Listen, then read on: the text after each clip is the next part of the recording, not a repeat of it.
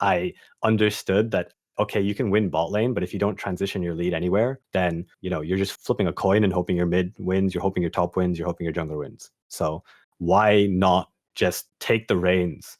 I can do that as a support on my champions. So why don't I just become the second jungler? I'm just going to control the game because I can. And roaming is the way you control games.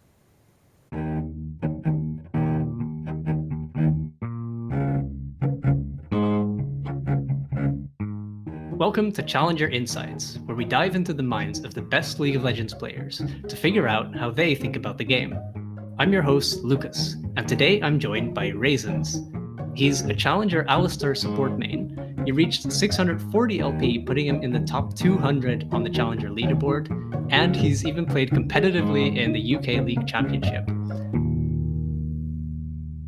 Before we get started, if you want to get notified when a new episode releases, make sure you join the Challenger Insights Discord. Not only do we have an amazing community in there, you can also find transcripts for every episode. We do Q&As with our guests, and we'll be doing giveaways there as well. So if you're interested in any of that, the link for the Discord will be down below. Raizins, it's awesome to have you. Thank you for being on the podcast. Yeah, thank you for having me. Really excited. Sweet. So let's get started. Why do you play Alistar specifically? What makes him better than other supports? So I am a big fan of supports which take control of the game. Supports that don't sit back and rely on someone else to do the damage, or rather, start the fights, I guess you could say. I really enjoy tanky, engaging supports. And my past seasons, I focused on playing things like Nautilus, like Thresh. And in season 11, I was exposed to Phase Rush Alistar. And I thought I'll try it out just for a few games. And I love the playstyle so much that I just decided, you know what, I'm just gonna run with it and see how long I can go and how high I can go. And I think what makes him better than other supports is he has Phase Rush Alistar specifically has some of the most absurd roaming potential. You combine Phase Rush with Hex Flash, and he tilts the enemies in ways that you can't imagine. And in my opinion, that's one of the more satisfying ways to play support nowadays in season 11. Okay, awesome. So that's interesting. When it comes to support players, I feel like there's a very clear split between there's the enchanter players and then there's the tank players. Has this been your experience as well, or are you good both with enchanters and tanks, or what's your experience with this? Yeah, that's a really good question, and I think it is actually true. I think there is basically a clear divide between supports that favor the engaging style and supports that favor the shielding, healing style. There is a very clear divide. Even in competitive gameplay, when I was playing on teams, we would have drafts that we would prepare for, and the supports would usually fall on either side. Only the really, really experienced, very talented supports could play both styles to a high level. And I think it's because the styles are so different, and the way you carry and the way you have to position, and especially warding in high elo, in ranked, it matters a lot, because if you're a squishy support, you have to ward very differently. So I personally am not like the best with enchanters. I do not excel at playing Seraphine, but I can play them to a level which I would say is maybe somewhat near my rank. It's definitely not the champion I would prefer to play, but I think that enchanters probably would say the same about tanks if on the other end. All right, cool. So back to Alistar, what makes your Alistar playstyle unique compared to other Alistar players? Oh boy. So if I had to be objective about this and not base anything through the lens of me watching my own replays, I would have to say I am hyper aggressive with my all-in decisions in lane, with my roaming decisions. I personally have seen other Alistars mimic this style, but they seem to do it in a little bit more of a methodical approach. I think it's a double-edged sword. It's good and bad for my playstyle. It catches people off guard sometimes, but then it also leads to some rather short games. So I would go on to say that I've watched other really good Alistar players, and there's still things to learn from. But in my opinion, solo queue is a lot about the element of surprise and a lot about catching people off guard and forcing them into bad decisions. So That's my play style. That's how I like to play Alistar. Okay, that makes sense. So how do you do that? How do you catch people off guard as Alistair? So what I actually wrote in one of my Alistair mobile guide, which I think a lot of players didn't understand. They came to me and they said, well, why is Alistair good in high elo? He's actually so simple to play, so I think I can climb to high elo with him. Is I would use an analogy. Like, have you seen a Master Yi player in high elo? Master Yi is a very simple, on paper, simple champion. But because he's such a simple champion, you have to use his abilities very specifically against good players because they will respond accurately to your abilities. That's the same thing with Alistair. So when you're trying to punish mistakes, when you're trying to catch people off guard with Alistair in high elo, I'm talking about you can't just use your WQ combo in the most obvious way, right? They will react to it, they will flash, they will know it's coming. If they have any disengage, for example, they're Gragas, they're a Vayne, they're a Rel, they can shut you down. So catching people off guard on Alistair, and the reason why I think I've started to excel on Alistair is because I'm creative with the way you use your spells. I mean, it's not rocket science. It's not like I'm a PhD in using my WQ. I'm pretty sure there's a lot of Zed and Yasuo players that would look down their nose at Alistair players saying we don't have enough mechanics. But in general, the simpler the kit, the harder it is to outplay better opponents. So outplaying people on Alistair is not about just comboing them at the right time, but generally it's about using your movement. There's a term that Coach Curtis uses called tethering, where you're using your movement to bait out enemy spells or change their positioning in a way that benefits you. A lot of Alistair in lane is about tethering, about me going in and out of bushes at the right time so that they think I'm going to combo. I'm threatening to flash on them constantly. I'm threatening to use my E on the melee support and then go on the AD carry. All this kind of stuff, you have to start thinking about it a lot more against better players. Okay, yeah, I like that. On top of that, obviously everyone knows about the WQ combo, but I feel like there must be just that much more nuance to playing Alistar. What are some of the other tricks that you use? Like, there's a lot more to him, right? Oh yeah, Alistair in general has a lot less mechanics that you can abuse to a consistent level. It's more specific in matchups. It's really dependent on the matchup you're in. But there are certain things that you can do with your combo that change. For example, a really simple one, like a really basic next level of WQ is if they're against the wall, you can W them while stacking your stun, your E, and then you Q them after the W stun has expired, essentially extending the duration of the stun of your combo. That only works if they're against a wall. But this, you can take it to the next level. You can play against the Tristana, and if Tristanas are good, they will buffer their W jump, their rocket jump. So if you just WQ them and you use your Q too early in the combo, what happens is actually she can buffer her W through the Q stun. But if you delay your Q even like half a second or even less, it's probably like 0.2 seconds. What happens is your W connects with her and actually stuns her. So she needs to buffer her W through your W, but then your Q interrupts that jump animation of hers. So there are actually ways to interrupt just Tristana jump just using your WQ. And that works for other champions like Malzahar. Malzahar has a shield. You need to W him, break his shield, and then Q. Champions like Rel are really tough for Alistairs to play against. Good Rels have a lot of ways of stopping your combo. So what you can actually do is you need to become creative with your combo. You need to start with your flash. You need to expect yourself to not land W and save your flash for more creative ways of landing Qs, landing Es. There's a lot of small details that I could sit here and talk about matchup wise, but in general, it's a combination of understanding how your W interacts because it's a stun and a knockback, and then also understanding how the enemy's like movement spells interact with your Q knockup. For example, Sivir. I mean, that's a classic one. Everyone knows Sivir is countered by Alistar. So you press W, the W gets eaten by her spell shield, and then you Q her. So cool. But then Morgana. How do you deal with the Morgana spell shield? Everyone I've come up to says, "Oh, Morgana is really like hard to lane against this Alistar." In my opinion, I haven't had a tremendous amount of trouble laning because I max W. When I combo or Morgana, I'm expecting her to shield, so I don't use my Q. I use my W, I use my E, and usually I wouldn't combo until I'm level 6. So I would ult her bind when she binds me, and by that point, her spell shield will most likely have been broken because I would have used my W and my E magic damage, and then I could Q her. And then there's other ways of playing around it. Like I can W her and then flash over her and Q her AD carry, and she'll most likely use spell shield on herself.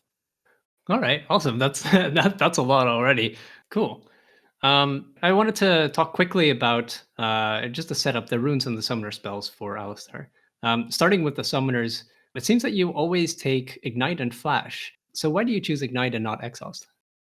Yeah, so in general, whenever there's a engaging tanky support that wants to roam, Ignite just gives you a lot more opportunities. Exhaust is just a naturally reactionary spell, and Ignite is a much more proactive spell. But then Ignite also just does the really obvious thing of increasing your lethal. It gives you more damage, it gives you bigger windows to all in. So in lane, after a certain point, I'm not going to be dealing damage. So how do I threaten in lane? In certain lanes, Ignite is basically mandatory. Otherwise, we'll never be able to kill them. So that's the first reason. And then the second reason is in roams.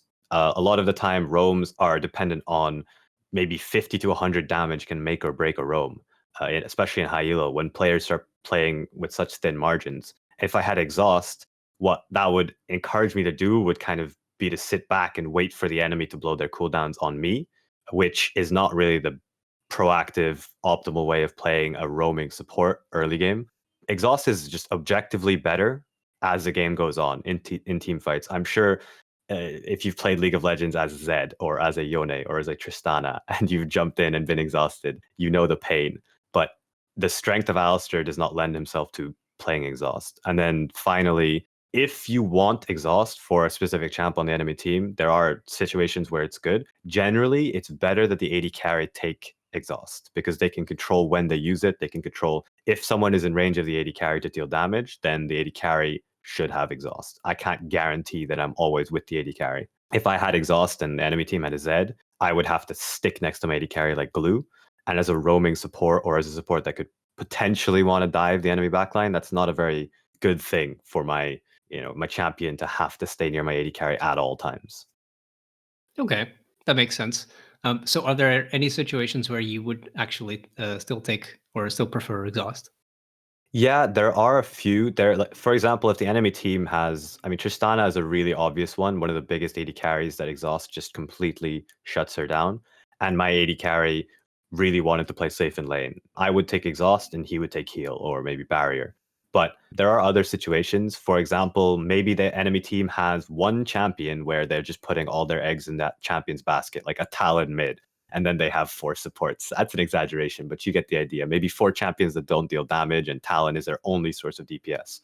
Well, I could probably identify in champion select, hey, if I take exhaust and exhaust Talon in a fight, and he doesn't one shot my entire team, we're probably going to win the fight. So I can take exhaust. That would be like one of the few cases where I would consider taking exhaust. But in that situation, a lot of the time, my AD carry would also take exhaust. And there are some games where double exhaust could actually work. But I mean, generally, I'd let my AD carry take it. But yeah, I've taken exhaust maybe like once or twice out of hundreds and hundreds of games. All right, fair enough. All right, so on the runes, you mentioned this earlier that you exclusively run like Phase Rush Alistar. What makes Phase Rush so good? Yeah, so phase rush is pure mobility. It's all about getting to somewhere really fast and also mobility in fights. So the entire blue tree, we spec into move speed. And the main reason isn't actually phase rush itself, if you could believe that. It's the rune Nimbus Cloak. And Nimbus Cloak combined with Hex Flash allows you to basically just roam in the most stupid ways possible. You can Hex Flash over walls and you run at people with like 450 move speed with no boots. That's very, very crazy.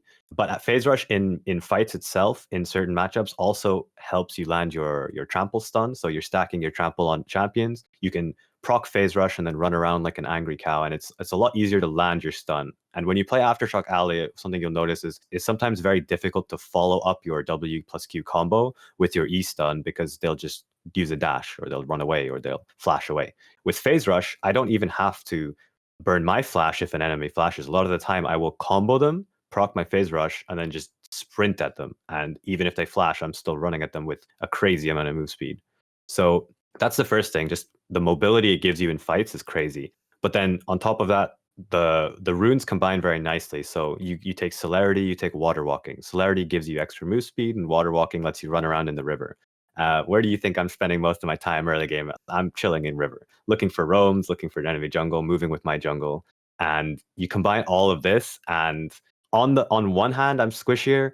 On the other hand, mobility is essentially a tanky stat. If you think of it as I can dodge so many skill shots, I can move around in fights, reposition. So yeah, you're not face tanking as much, but I'll tell you right now, a cow running at you with 600 move speed, that's already hard to hit skill shots on, but then he's going to combo your face if you go too close to him. Very scary to fight an Alistar in River with those kind of runes. So that's why Phase Rush is so good. It's just, it dominates early playmaking because you have so much mobility. Okay. Yeah, I really like that.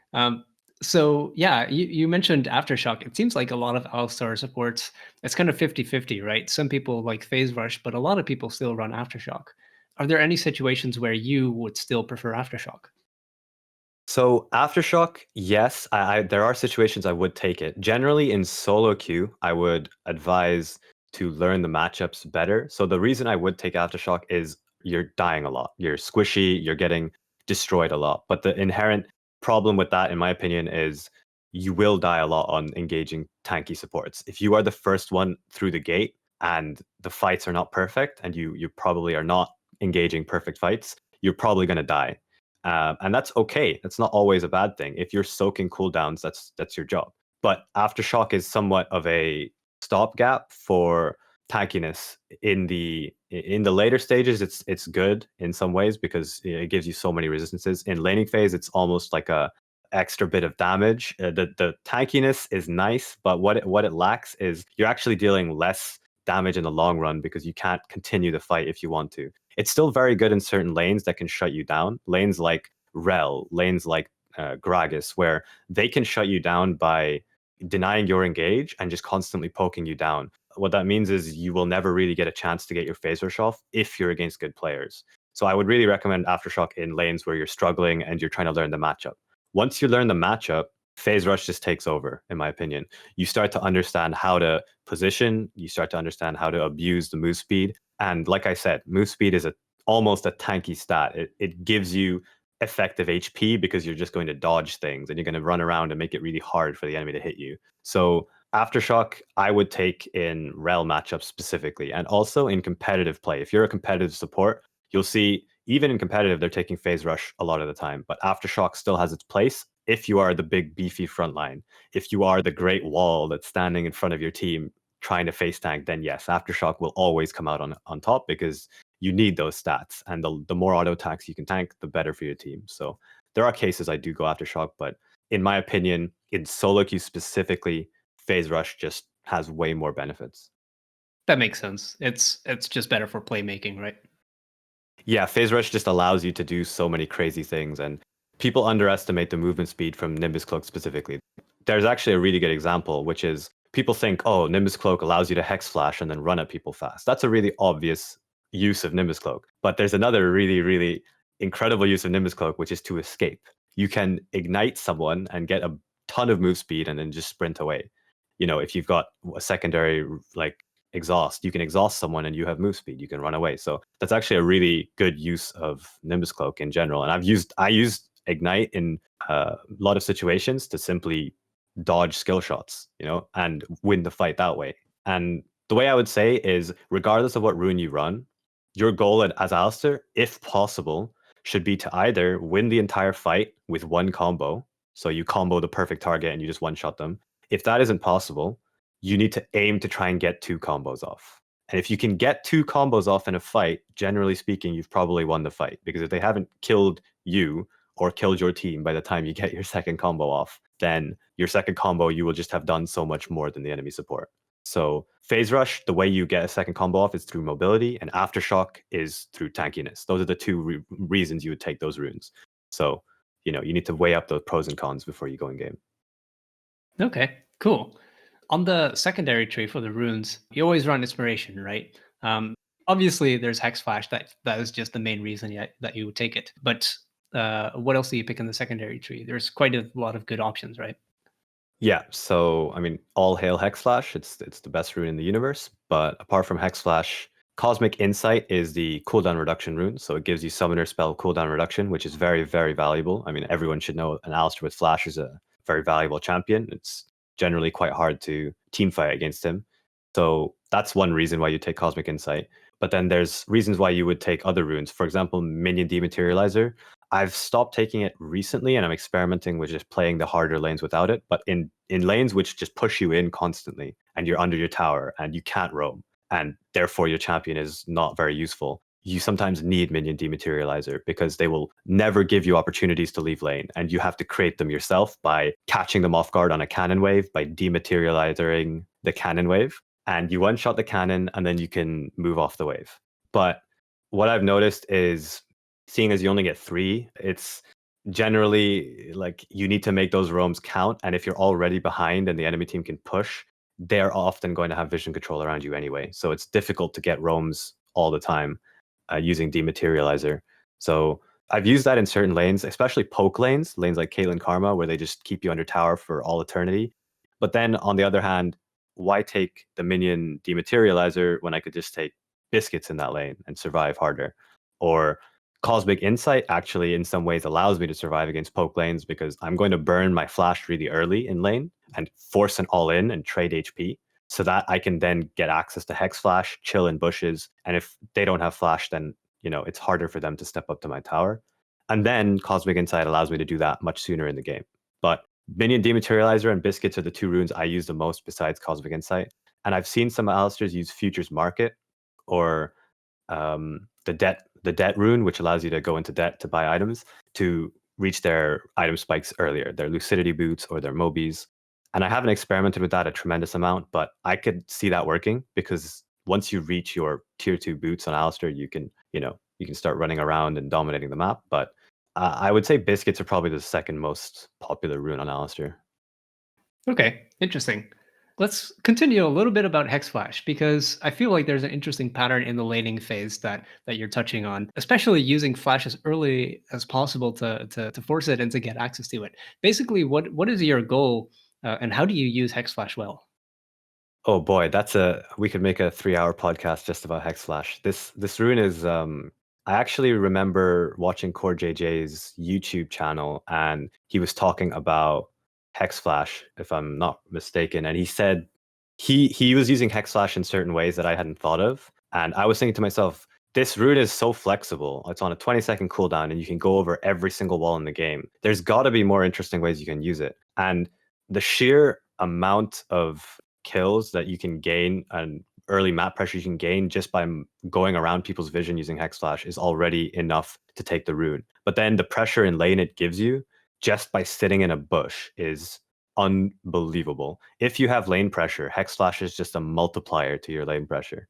So what I would say is, using the Caitlyn Karma lane example that I gave out earlier. Caitlyn Karma are just constantly pushing you under tower. What I've noticed, especially when coaching supports, maybe gold platinum, they struggle to lane against these poke lanes. But the reason is they're hesitating and they're so hesitant to burn their flash and trade flashes that they never actually threaten to control a bush and threaten to all in again. So with Hex Flash, what I can do is I can just trade flashes with the enemy Karma. Like level 2, I will just start a fight under tower. Like they will be under my tower hitting my plates. I will just go in immediately. And it doesn't have to be the perfect fight. I can give up 1 or 2 creeps later to heal up and just sit back and wait for my pots. And then once me and Karma have no flash, I have Hex Flash. So I can sit in a brush. I can sit in the alcove. I can, even after they reset and we come back to lane, there's ways you can use Hex Flash. You can, for example, I could walk all the way through our jungle, avoid bot lane entirely, go into the enemy jungle, and then Hex Flash over walls, depending on what side they are. And Karma has no flash, so it's unavoidable for her. She cannot deal with that. There's a lot of ways you can use Hex Flash to just completely surprise people. The Wraith brush, for example, I can, or rather even Wraiths itself, I can stand on Wraiths and gank mid lane from behind, from both sides of the map.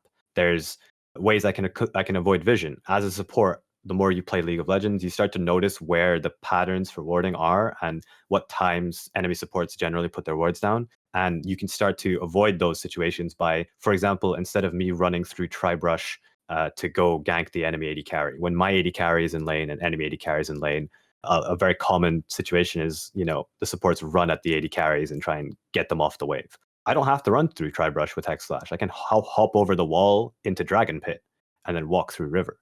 Or I can hop over the little wall near River from my Tribrush if I'm red side, and then just run at the AD carry. So there's a lot of ways you can create like situations where they have to make super quick decisions and they don't have a choice. Or you can just avoid vision altogether and start fights on your terms. And that's pretty much what engaging supports are all about, starting fights on your terms. So Hex Flash allows you to just bypass walls.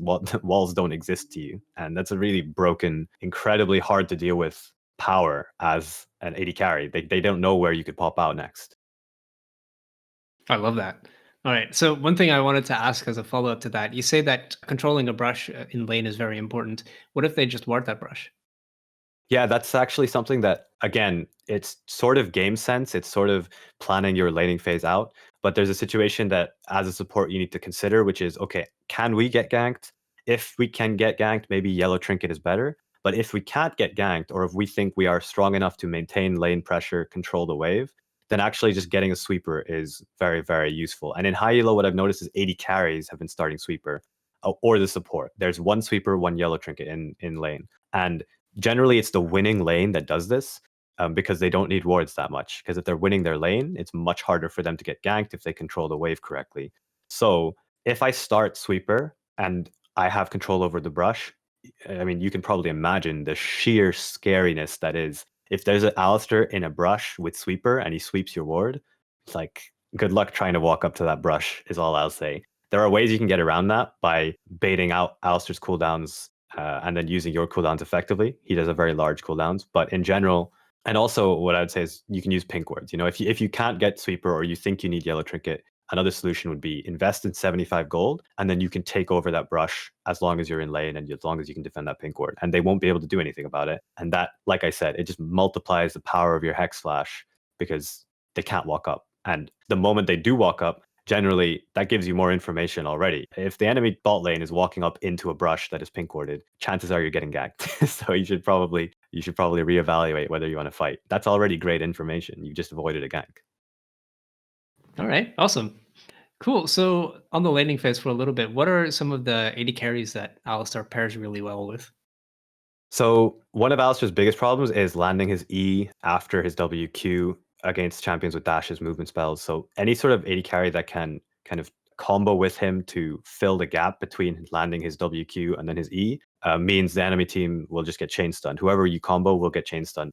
Alistar's combo lasts for about 2.5 seconds, and then whatever CC you add onto that will extend it, and that's a long time in League of Legends. So Jhin is great. Seraphine is great because she can E when you combo. But Seraphine's damage is a bit on the lower end, actually. So I would say Jhin, I would say Tristana's fantastic because she can start fights and even set up your own combo. Tristana can initiate for you, and then you can follow her. And then, there's other champions. I would say Yasuo is not so great because one of the weaknesses is Alistar really struggles early game to pressure. And I think getting to level 3 against high-level challenger bot lanes as Yasuo Alistar is already a challenge. You're going to be pressured quite a lot. You're going to be under your tower, and you're going to lose XP. But there are certain AD carries I see, and I'm just like, well, this is going to be straightforward. If I'm laning with a Kai'Sa, generally it's level 6 that we spike because she can follow up on my combo.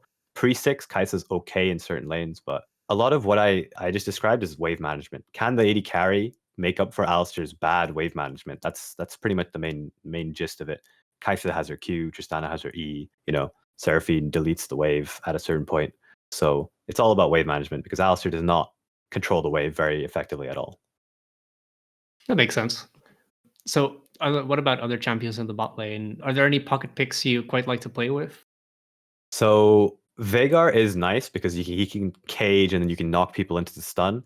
The issue again is with early game. It's very, very weak early game lane, and it's also pure magic damage lane, so they can just go double magic resist, or if it's a tanky support, you basically don't deal damage. And it's a problem because building something like Merc Treads in this game, in a Veigar Alistar lane, they have such insane gold value if you build Merc Treads.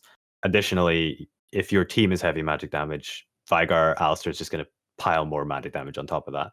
But it's a decent lane if you can get Veigar scaling.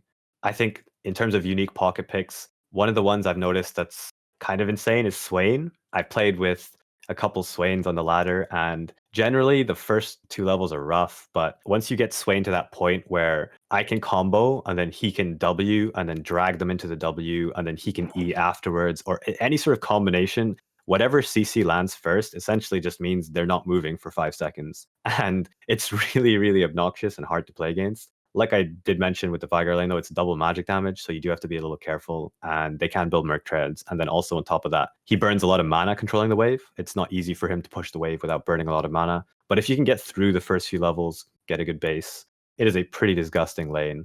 And I actually had the most fun playing with Swains as a pocket pick. Okay, awesome. So yeah, let's talk more about the early game a little bit. So in general, you mentioned obviously controlling bushes, but also a lot of roaming. What are just generally your goals in the early game as Alistar? So as Alistar, you should have one thought, and that is, I don't want to be in lane. That's pretty much the strength of the champion is, like I mentioned in my talk about Hex Flash, Phase Rush, all that kind of stuff, that's what you're abusing. So your goal in laning phase is to get out of laning phase. And that doesn't mean to scale, that just means to find opportunities to leave. And against better players, that just boils down to wave control. Can you push the wave and make them catch the wave while you do something? So whatever it is you do, however you do that, you can do that in multiple ways. I am going to be running around the map whenever enemy AD carry is stuck under tower. In a lot of support matchups and more 2v2 oriented matchups on different champions like Leona, maybe, you would want to try and threaten them. You would want to try and threaten 2v2s. You don't have to do that in bot lane. If I have a lane I can roam, or a winning jungle matchup, or even a winning top matchup, I can actually just use my time instead of standing in front of tower and looking at the enemy bot lane really spooky. I can just run away. And what I've noticed is, especially when coaching, players don't understand just the sheer pressure of going into fog of war as a support. As soon as I, as Alistar, leave bot lane and walk into bot river and use my sweeper, for example, the enemy bot lane is going to be spam pinging my mid. And if they're not, hey, that's great. Then I can run mid and get a kill. But if they are pinging my mid, or their mid rather, well, what do you think is going to happen? That mid laner is now going to be playing safe, probably not going to go for any all-ins, probably not going to step up to take risky trades or waves. And that gives my jungler and my mid laner a lot of space. So if I don't know what to do early game, a really good tip I would give a lot of players was just, go into fog of war. Just step into a brush, act like you're doing something, and then just stand there and just see, evaluate the map. That's actually one of the things I do the most on Alistar early game. Okay, interesting. So you mentioned that you want to leave the lane as much as possible. Maybe it's different in high elo, but I feel like one thing that happens a lot when supports roam is that the AD carry gets caught out. Now, maybe in lower elo, this happens a lot when just the Leona engages on them, but maybe even in high elo, when there's just a 3-man or a 4-man dive-in bot, it still happens, right? How do you mitigate that downside? So this is what I would say. I had a term during coaching called the idiot radar, and you have to switch on your idiot radar.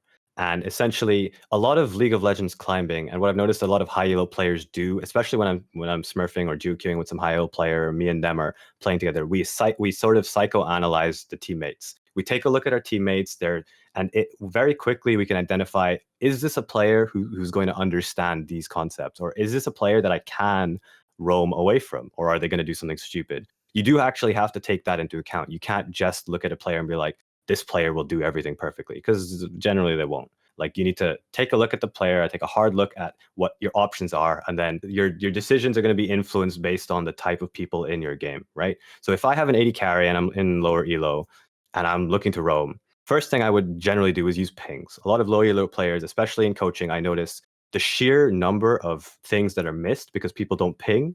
Incredible. People don't ping that sums are down. People don't ping they're on their way as much. I'm not talking about one ping. If we think about the general map awareness of a challenger, sometimes they can miss pings. If we then move to a gold player, how does this gold player know you're on their way if you've only pinged once? Chances are they haven't even looked at their minimap in 3-4 seconds. And maybe that you get lucky and they register that ping. But why even take that risk? Just ping 3 times. If they think you're spamming, it's fine. You mute them, don't flame them, just play your game. But what I would do in low elo is I would evaluate my 80 carry. Is this player going to listen to my ping if I tell him to back off when I push in the wave? Or is he going to walk up to enemy tower and do something stupid? That's the first step. That's the idiot radar at work. And then the second thing is evaluating. Essentially, what high elo players are good at is forcing situations where even in the worst case scenario, they're not losing that much. But if the play goes well, they will gain more than they will lose on wherever they left. So that's what roaming is all about. If I roam and I make a play mid, I have to do a quick cost benefit analysis and I'll say, okay, am I winning more than I'm losing if I leave my AD carry? Because in low elo, you're right. You're 100% right. People will just randomly die when they shouldn't. There's no wave. They will just walk up and they'll just do something stupid and die. But what I would have thought about if I was smurfing is, can I actually make a play mid and how much do I get off this play? I'm not just purely looking for the 300 gold. I'm saying, can I get plates? Do I need to reset? Is it going to mess with my back timing? All this kind of stuff comes into play. I hope that answered the question, but in general, it's the idiot radar part. You need to actually think about what your teammates are doing, essentially. Right. So what if, how do you deal with an idiot? If you know for sure that your AD carry is going to do something stupid, does that just mean that you cannot roam, or or do you just leave them to die? So not every single game is winnable. That's the first thing I have to stress. And I think it's important that every player understands that and also doesn't take every win or loss as their highs and lows. They shouldn't be emotionally invested so much that an idiot will tilt them for the rest of the day. That's something that I used to do. That's very bad. It's very bad for your mental health, and it's also not good for anyone's gameplay in game. So the first thing you need to understand is you do your best. And if your teammate or if your AD carry does not respect that he needs to back off, or that completely ignores you pinging him 5 times to back because you know he's going to die, you can't control them. You can't control every player in the game. Make the best play for your situation. And then what I'd say is Coach Curtis as well had this term that I love this term. He called it the Gladiator Mindset. And essentially, and I think high elo players have this mindset. And he describes how the difference between low elo players and high elo players' mindsets is when they're thrown in the ring, they will do everything they can to increase their chances of winning, right? So the lower elo players will look at their AD carry dying and say, oh my God, this guy's an idiot. He just ruined the play. The high elo player will instantly be thinking, what am I going to do to turn the situation around? Okay, my AD carry just died and enemy bot lane is pushing the wave in, but they're resetting. That means we could probably do Drake, and he'll ping the Drake, and he'll make a call, essentially. He'll understand the situation and be like, okay, we can't win the fight, we can't win the play, but what else can we get? And what you'll notice is as you climb and then you go back down to lower elos and you smurf, the sheer number of mistakes is so high that no low elo player should ever feel like the game is just completely unwinnable unless people are legitimately AFKing and you are 0 and 30 and the enemy are all incredibly fed. Pretty much every game in low elo is winnable. And in fact, yesterday on my stream, I won a game we should never have won, ever. It was so over. The enemy was 10,000 gold ahead by 20 minutes in the game. The reason, and this was a platinum or diamond level game, and the reason because me and my duo had a gladiator mindset. What do we do to get maximum farm, to get maximum vision, and to increase our chances of winning? Our mechanics did come into play, but at the end of the day, my teammates were too busy typing, so they weren't the ones going to win. So it was all about me. So I totally sympathize with your question that there are games, and in fact, in low elo,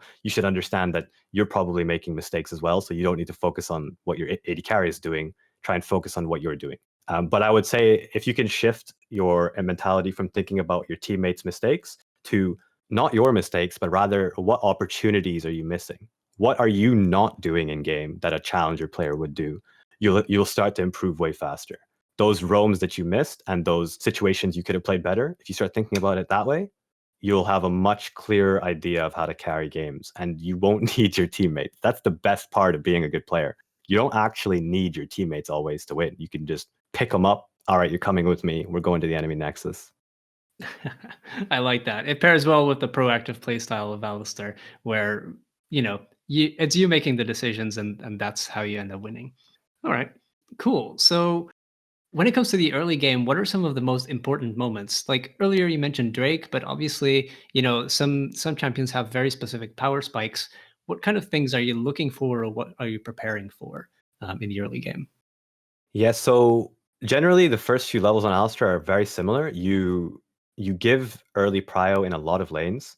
There's basically 2 ways you can go early game on Alistar. You either, if you can 2v2, for example, a Kai'Sa with Halo Blades and me with my Flash Ignite and Q on Alistar, there are some lanes we can one-shot someone. If I flash Q and my Kai'Sa lands her full Halo Blades plus Q plus Ignite plus everything on top of it, that's one of the few lanes where I will play aggressive level 1. But otherwise, generally, your letting the wave slow push into you because the enemy team will push the wave because they have range advantage. And then you catch the wave and you're waiting for level 2. There are level 2 in some cases will be your power spike because you can then combo people and threaten them. But in a lot of cases, especially in matchups where even at level 2, the enemy has mobility, they have stronger level 2 spike. It happens quite a lot. You can't level 2 all in. So you have to wait for level 3. And what that means is you're still going to be out of pressure. And what I generally do is damage control at that point.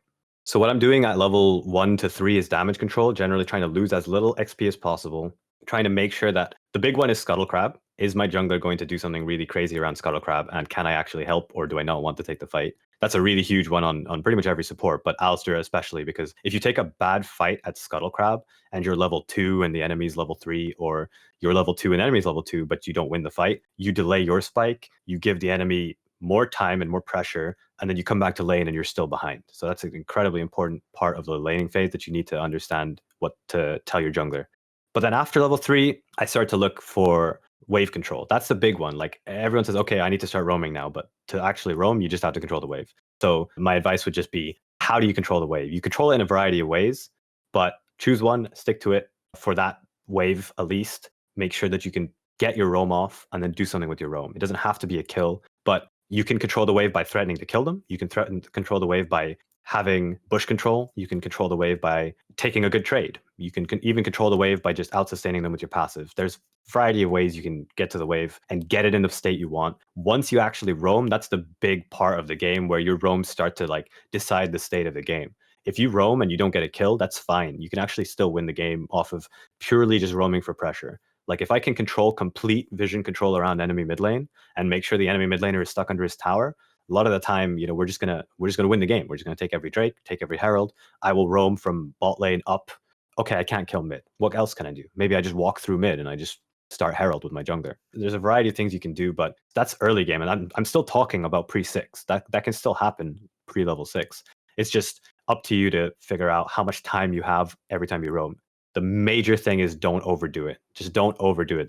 You don't like, you can just go back to lane, fix the wave again, and then do your next play. But what I see a lot of people doing on Alistar, or even on any tanky roaming support, is there's just there's like a 3-minute long mid lane fight that they're just constantly fighting, and then they've forgotten that they've lost 4 waves bot lane, and now they're level 4 and the enemy support's level 6. So yeah, just make sure that you actually understand how much time you have and you don't like overstay. Okay, I want to ask a bunch of follow-up questions for that. First of all, Go for it. You mentioned earlier that you play differently if you, for example, have a Kai'Sa with Halo Blades. Are there any other kind of pairs or even like enemy matchups that really alter your playstyle that make you, say, I have a different plan than usual for this lane?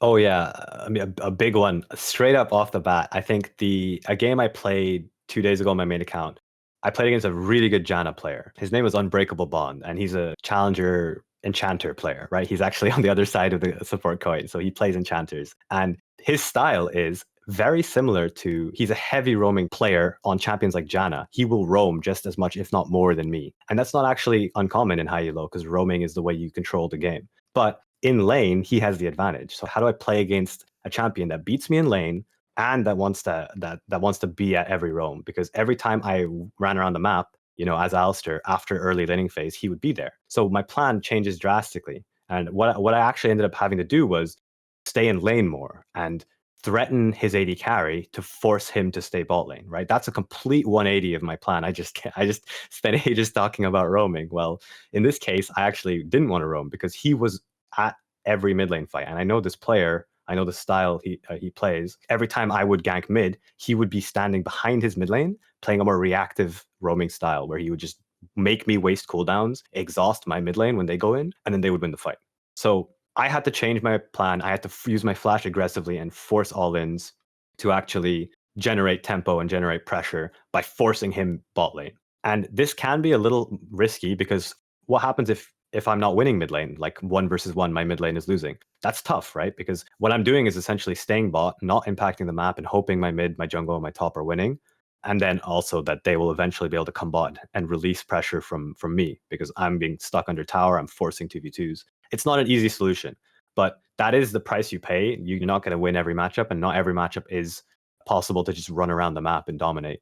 there's other examples, exactly the same concept, but on other champs. For example, Gragas can deny me going in bot lane, and he can roam very heavily. So, similar style. You have to be creative about when you move. But I think in general, League is like the tide. It goes in and it goes out. You have to play based on what is happening in the moment, and you have to be a bit of a flexible player. So, like sometimes in a Janna matchup, I will still be able to roam. Sometimes I can't. It just depends on the state of the game. A lot of the time, it depends on my AD carry. What are they doing? Are they chilling? Are they having a tough time? And then also on my mid and my jungle. So can I move with them or can I not move with them? And then I have to figure out what I'm doing. But that's a good example of me having to completely change my plan. Okay. A quick follow-up question on that. When it comes to the jungler, what are you generally looking for? Because you can roam with the jungler, right? Or even do invades with the jungler. How do you assess that?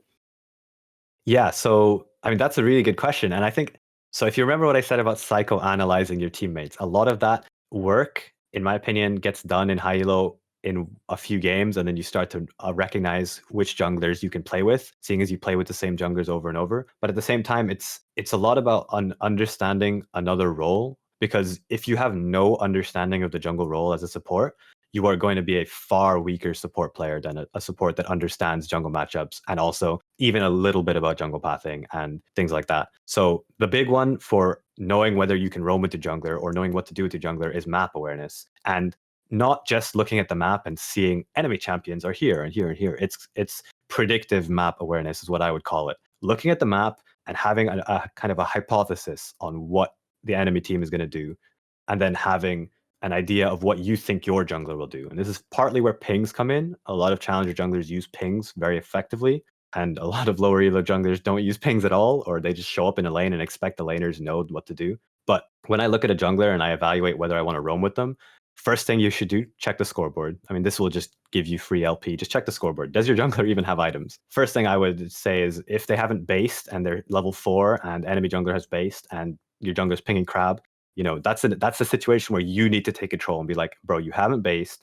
I don't want to roam to you right now, because if we lose now, it's really bad. Stuff like that is all about your game knowledge and your understanding of, item spikes, like a Talia with no items versus a Graves with Ignite, Challenger Smite.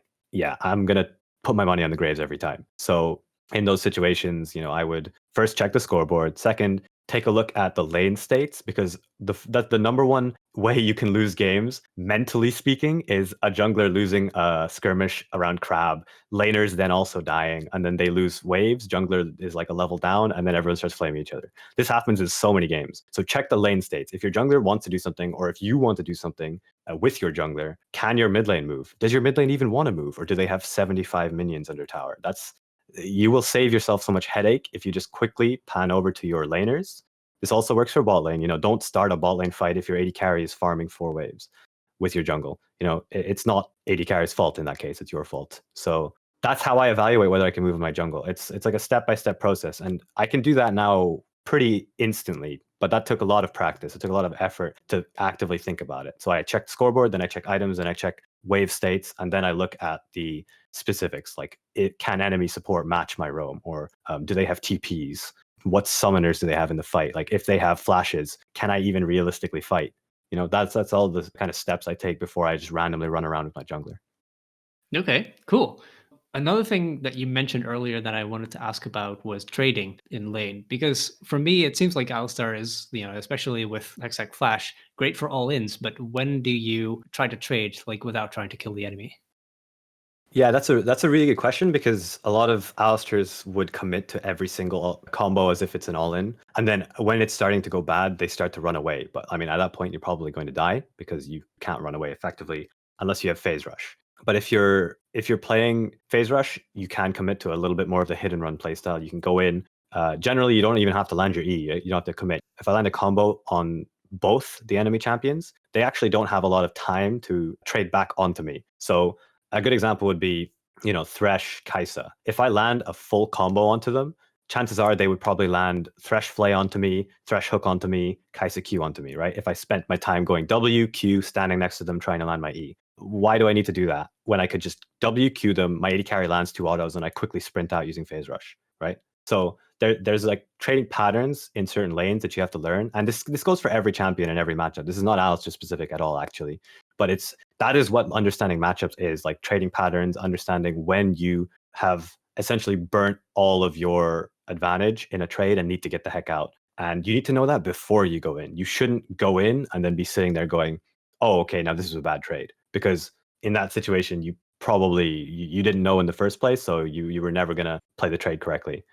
Obviously, you're going to have to use your experience in game, and you should limit test to some extent. That's how you learn matchups. You should be willing to try things, but have an idea of what you think the trade should look like before you just randomly trade. That's the big one. But on Aftershock, it's a bit more of like all right, we're going for this. So you go in, you're much more committed on Aftershock than you are in Phase Rush. So especially, a champion like Ashe is a great example of what I'm talking about. When you go in, even on Phase Rush, when you go in against an Ashe, you need to be really careful, because if your Phase Rush expires, you do not have slow resistance anymore, and she autos you even once, and you don't have like flash, you don't have combo, you're just dead, or you're going to lose half your HP to her auto attacks. So the trading patterns in lane, I want to stress, very kind of important on Alistar, because if you are only looking for all-ins, if you're just purely looking to all-in, in a lot of matchups, you cannot all-in on Alistar. He actually has very low damage and very low kind of consistent DPS to take a fight and then win the fight after he's blown his combo. It's pretty much short trades in a lot of matchups to then threaten the all-in afterwards. You need to get them to 60% HP with your Ignite, that plus your combo, plus your AD carry, that might kill them. Okay, so your plan basically is, if you can trade, if you know beforehand that it is going to be a positive trade, then you do it. And then you're just waiting for your cooldowns to go in again, right? In what situations would you basically, like, when is that not a good idea? It feels like, especially if you do this pattern often, maybe the jungler will realize this and know that actually my bot lane is half HP. They're about to get all in by the Alistar, and he'll respond appropriately. How do you assess that? So the way you can approach that problem is, again, this is actually quite similar to a lot of tanky engaged supports, but also just in general, it's a bot lane thing that a lot of players can benefit to learn from, which is when you commit to a fight or a trade or an all-in or any sort of skirmish, you shouldn't just look at it as an isolated event. Have a think about how long this fight's going to be, how long the skirmish is going to be, and then put yourself in the enemy's shoes, right? So what I would do is, okay, enemy's half HP, I'm half HP, but we can kill them because we have Ignite advantage or whatever. I would think, okay, if I was the enemy jungler, what would I do? So the easiest thing you can do without knowing anything about the jungle, knowing nothing about pathing, is just look at the lanes. Okay, so I pan over to top lane. My top laner is under his own tower. Can the enemy jungler dive him? No. Okay, so why would he go top lane? My mid lane is just, Orianna chilling, farming, and the enemy mid lane is, I don't know, Victor. Can they kill Orianna? No, she's like really safe right now. She has flash, she has ult. Okay, where is the place I as a jungler would look to? Bot lane, because both laners are 50% HP, and it looks like there's going to be an all-in very soon. So already the mistake has been made. If I go as an Alistar for that all-in without considering the possibility of jungle, I've already made that mistake, and it's a mistake everyone will make at some point, right? You can't. No one is omniscient and can see everything on the map at once. But what I would then do as an Alistar would say, what resources do I have to increase the odds of me winning that situation? Do I have wards?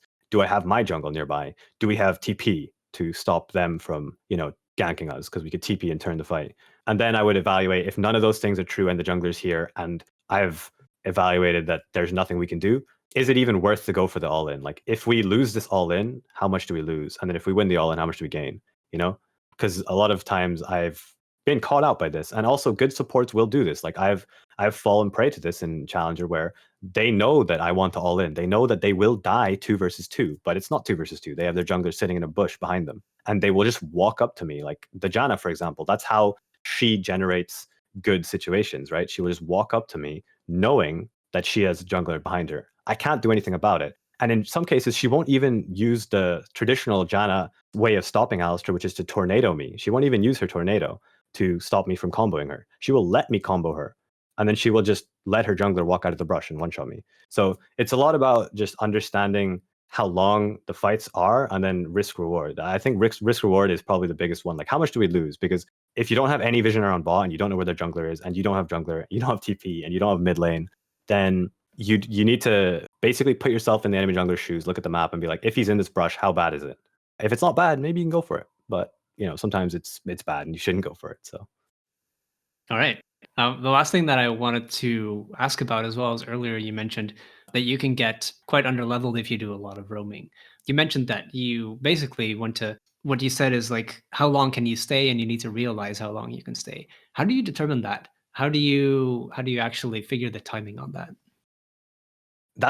this is an excellent question. And if I could pinpoint how to like transfer my thoughts about this to paper, I think I would make a lot of money, because a lot of players ask me, how do you know how long you have? And all I can ever answer is experience. And that is the number one. Like, I can explain it in a replay to you and say, look, I know that I have 20 seconds to make this roam because of the wave states, because of this.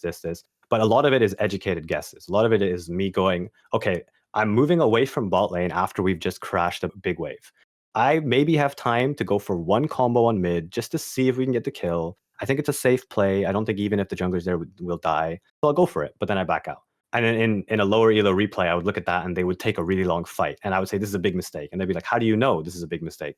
Again, I would look at the wave states. The number one thing I've learned over the last 2 years of playing and climbing to higher and higher elo is everything comes down to minions. Literally everything. You should worship minions and pray to the minion god before you do anything, because at the end of the day, they are like the anchor that sticks the AD carries or the mids or the tops in their lanes, and that is how you generate leads. Enemy AD carry can't move, my AD carry can. Boom, you've just generated numbers advantage. Wherever you go, you have one person extra.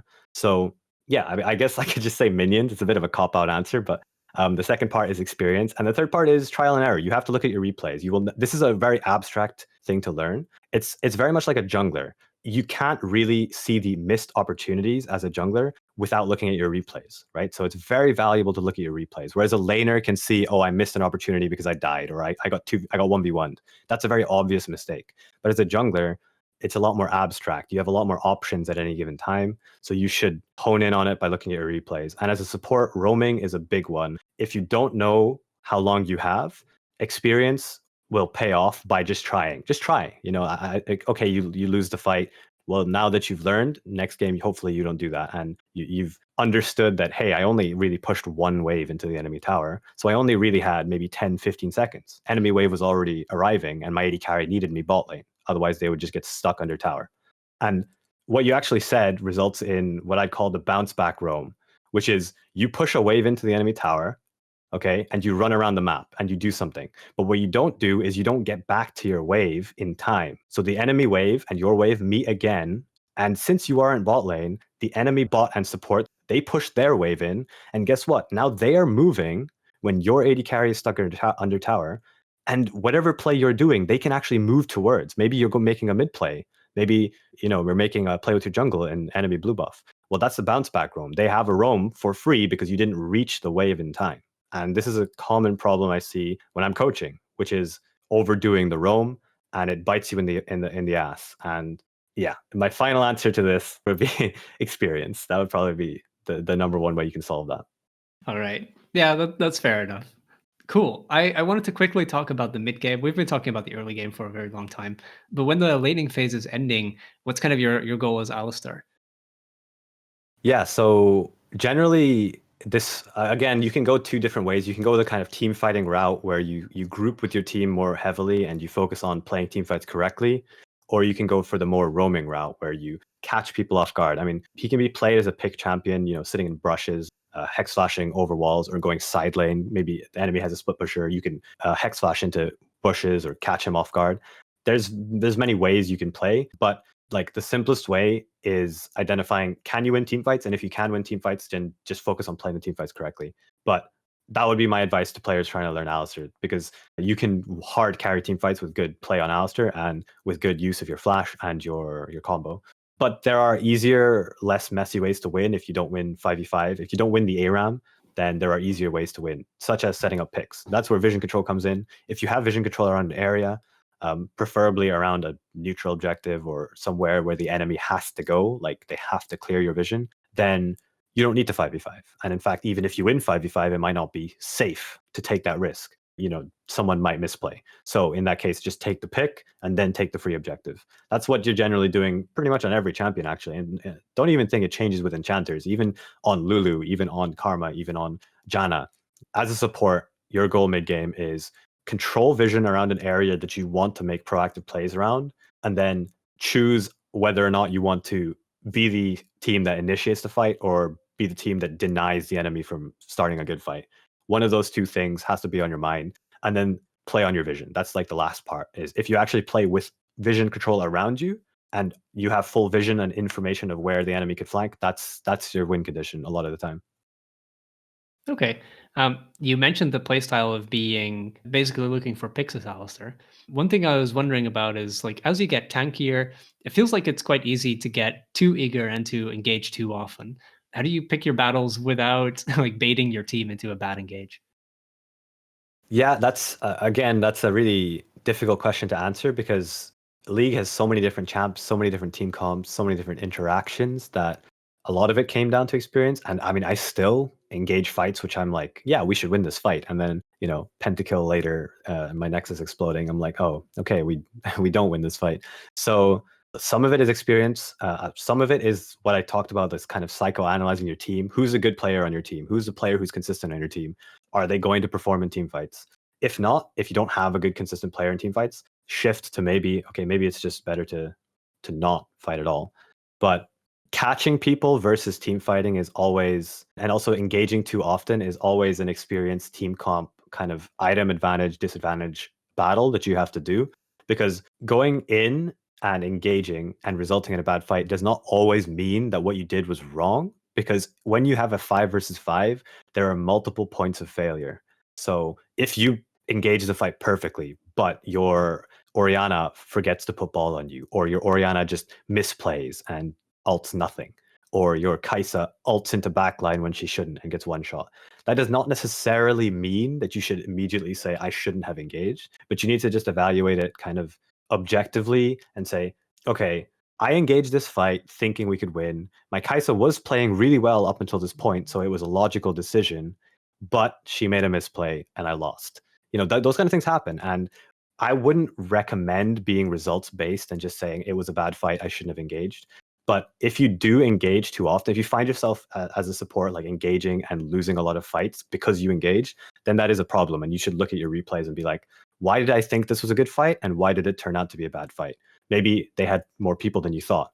Maybe your teammates didn't have cooldowns. Like a really important cooldown would be Flash on an immobile AD carry. And you engaged, and then the enemy, Camille, just pressed R on your AD carry.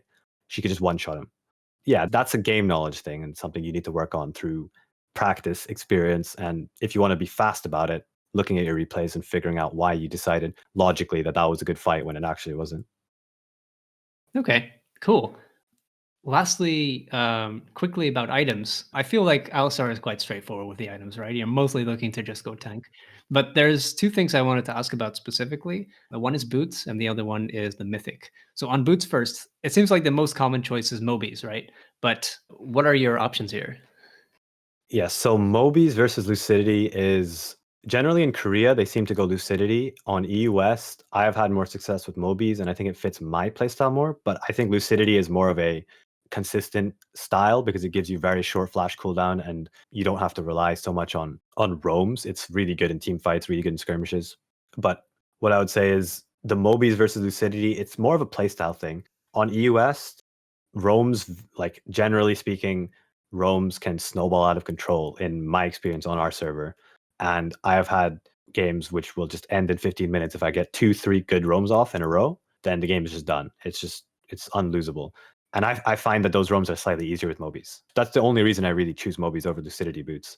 Lucidity boots are still an incredible item for any playmaking support. They are being nerfed in the next patch, 11.8, I believe. So we will see if the Korean Alistars start to go Mobies, or maybe even I've seen Boots of Swiftness, and I've also seen Steel Caps. But generally speaking, as you can see, it's like Lucidity Boots are sort of a mobility option because they give you Flash off lower cooldown, which counts as a mobility spell. Whereas Steel Caps don't really give you mobility, and Mercs don't really give you mobility. Swiftness Boots, I think, are actually decent against teams with heavy slows, but it's all about movement speed. It's just all about movement speed. Whatever you can do to get yourself from point A to point B as fast as possible on Alistar will give you the biggest advantage in game. Okay, that makes sense. As for the mythic, there's really only two choices, right? There's Locket and there's Chem Tank. What is your preference and how do you choose between those? So yeah, there was essentially a debate going on in my head about this for a while about Locket versus Chemtank, and I started by always buying Locket. My reasoning was I had a lot of success by baiting cooldowns from bursty champs by using the Locket shield and then turning on the bursty champs. That was one of the things I used to do regularly in team fights to win fights. Like a Talon would go on my backline, I would use Locket, and then I would combo the Talon, we'd one-shot the Talon. And it's still a very strong way of playing, but I decided I wanted to try the more proactive approach rather than waiting for enemy to use cooldowns on me. I wanted to use my mobility to start really, really good fights. So that's why I went Chem Tank. And I'll be honest, I'm still figuring out the ins and outs of how to like really, really optimally use Chem Tank. But in general, it's just a proactive versus reactive itemization choice. So if I am going to be standing with my team and I know my team has more damage than the enemy team and they will win as long as they survive, then it's a no-brainer. I will go lock it and I will make sure my team survives. I will do everything I can to sit next to my mid lane or my AD carry or whoever's fed. And if the enemy tries to dive them, I will go on the biggest threat immediately, use my locket and shut those guys down from killing my mid or my AD carry. If it's a case where, like, for example, I have a really, really fed Darius, but the enemy has an Ezreal, he's never going to reach Ezreal unless I help, or some other champion combination, unless I help him. So maybe I will need to get onto backline for us to actually function as a team. If we are all melee champions, then Locket doesn't actually seem that good because we're just going to get kited. So I will use Chem Tank to solve that problem, help my team actually engage, and create opportunities for my shorter range teammates to follow up, essentially. If I'm the primary engage, Chem Tank is always the way to go. Okay, cool. Last but not least, I wanted to take a little bit of a high level view, basically on the game as a whole. And I was interested in especially your climb all the way to Challenger, basically. One thing that I wanted to ask is, what are some of the changes that you've made in your playstyle that you feel that have helped you rank up the fastest? What is something that you saw just incredible improvement from? Uh, this is, again, kind of hard for me to verbalize, but I guess it was mentality. That was pretty much the number one change I made on an individual level. And it's actually completely removed from my gameplay. I didn't even think about anything else for the beginning of season 11. I just went into solo queue with the mentality of, regardless of win or loss, my goal was every game just have one thing that I wish I had done differently or that I'm going to change for next game. I guess that's a more positive way of saying it. So I went into game and I would say, okay, I did this wrong. Next game, I won't do that wrong. That was it. And I stopped caring so much about my LP, my win-loss ratio, my, what my teammates said in chat, stuff like that. I focused more on, I mean, it's fine to vent and complain about it. League can be a frustrating game, but don't let that be your focus. Your focus should still be, even in losses, even in wins, take something from the game and improve. And I actually think that it doesn't matter what champion or role or anything you play, if you have that mentality, and all the best players on solo queue, in my opinion, have that kind of, like I said, it's like a gladiator mentality where, like, I don't care what I have to do to win. I'm going to take something from this. Like, even if I get cut in half in the arena, the next time I go in that arena, like, I will learn something from being cut in half. I won't just ignore it and forget about the game. If you can mentally handle that, because sometimes remembering all the losses is a bit frustrating. But the mentality was the biggest one. But then I also just, I mean, if you can guess, as an Alistar player, it's pretty obvious. I just started roaming a ridiculous amount. I understood that, okay, you can win bot lane, but if you don't transition your lead anywhere, then you're just flipping a coin and hoping your mid wins, you're hoping your top wins, you're hoping your jungler wins. So why not just take the reins? And the reason I saw this was I started to watch junglers who I felt were the strongest junglers solo queue on the server. People like Kirei, he's a very strong jungler on the server. There's a guy called 113. He plays for Supermassive. And I was like, how do they control the game? And it's just purely by roaming. And I was like, okay, well, I'm a support. I can do that as a support on my champions. So why don't I just become the second jungler? Like, I'm tired of being sitting bot lane and maybe winning 2v2, but then, we keep losing mid lane fights. I'm just going to control the game because I can, because other roles don't have that luxury of running around the map being psycho and just being in every fight. I do. So I'm going to mimic what the best junglers do, because I think, in my opinion, jungle is one of the most strong roles in solo queue, and I'm just going to copy them. And roaming is the way you control games. That's how they stomp 60, 70% of their games in Challenger. They are at every fight and they're at every situation that is good for their team first. So they choose what happens on the map, basically. I like that. You mentioned earlier that for every game you try to find a mistake that you want to fix in the next one. I feel like it's very easy for people to see other people's mistakes, but we always have a blind spot for our own mistakes. How do you always find that mistake? Or don't you ever feel like, hey, I just made no mistake? Isn't it easy sometimes to just say, no, there's nothing I could do? Okay, I have a question for you real quick. Have you ever played StarCraft? I have not, no.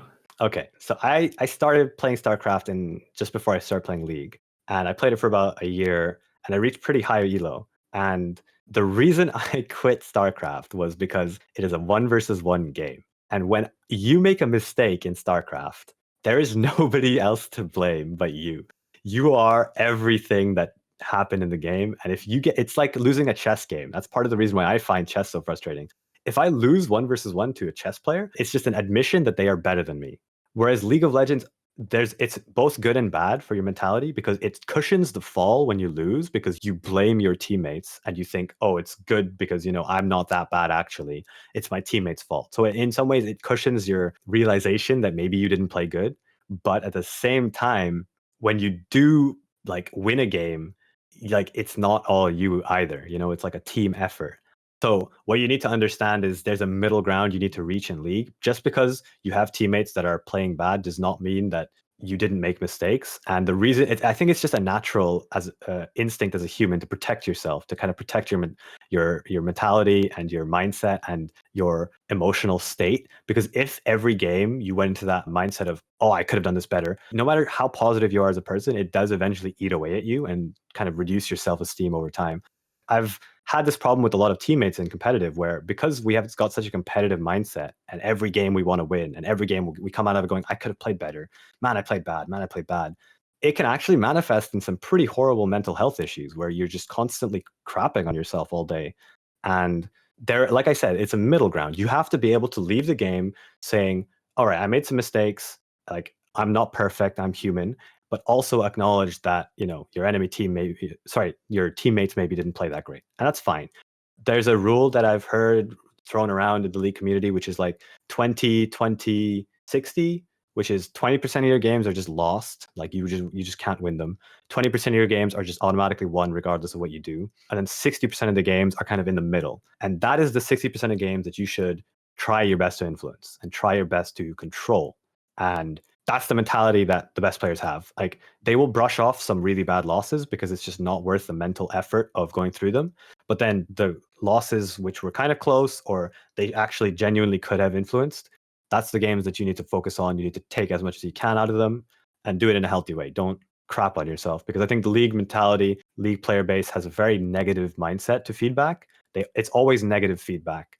And sorry to go off on a bit of a tangent here, but I worked with 2 sports psychologists over the last 2 years on my teams, and I was very lucky to work with them. And in traditional sports, there's an analogy they gave me which cracked me up, which was, imagine a football team training like a league team does, right? And if you've ever been in a league team, the sheer amount of, you did this bad, you were inting, you were griefing, you griefed this play, like that is not how you you you generate good improvement habits and good kind of positive mentality to improvement. That is how you bring someone down. And the League mentality is so prevalent with this negative feedback that I think just giving yourself a little bit of positive feedback every now and then, genuine positive feedback, not the kind of bravado, I am the 1v9 player, I'm faker. Like, actually look at something that you've improved on and be like, yeah, I'm getting better at that. That's good, because that will give you the motivation to keep working on the stuff you're not improving on. If you never credit yourself when you did good work, then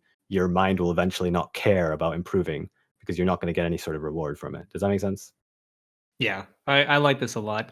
I feel like there's definitely two sides of this, where there are some players who will always say, no, it was never my fault. Whereas, especially maybe in high elo, there's people who will say, no, everything is always my fault. And maybe both are bad. Yes, I agree. They're both bad equally, for sure. All right. Awesome. I have one final question for you, which is, what is the best Alistar skin? Ooh, okay. So I use Marauder Alistar, and I don't know why I use Marauder Alistar, but it feels. I think it's what his walk animation just it suits him, and I like the little spikes and the aesthetic.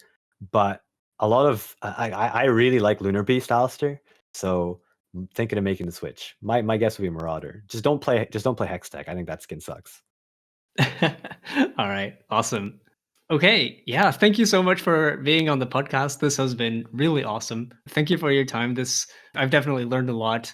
The roaming playstyle of Alistair seems like it's very different and very proactive and something that is quite unique as well. Um, yeah. Thank you so much. Yeah, thank you for having me. It was great. I really enjoyed the questions. Some really thought provoking ones. So appreciate it. Sweet. Thank you. All right. So where can people find out more about you? Tell me everything. So yeah, I'm at Raizins. That's RaizinsLOL on pretty much everything. That's on Twitter, Raisins lol, Twitch, Raisins lol, and YouTube, Raisins lol. So you can catch me. I stream every evening at 8 p.m. UK time, so British summertime right now, or GMT whenever it goes back to GMT. And I usually stream on my main account for 2 to 4 games, and then I play with viewers, and we also sometimes go on Smurf accounts. So that's where you can catch me streaming, and I make educational content on YouTube. So if people have questions for me, I often make videos answering those questions about wave management, about roaming, about what should I play, all this kind of stuff. So you can check out my YouTube channel and ask me questions if you have any. Awesome. Thank you so much. Yeah, thank you very much.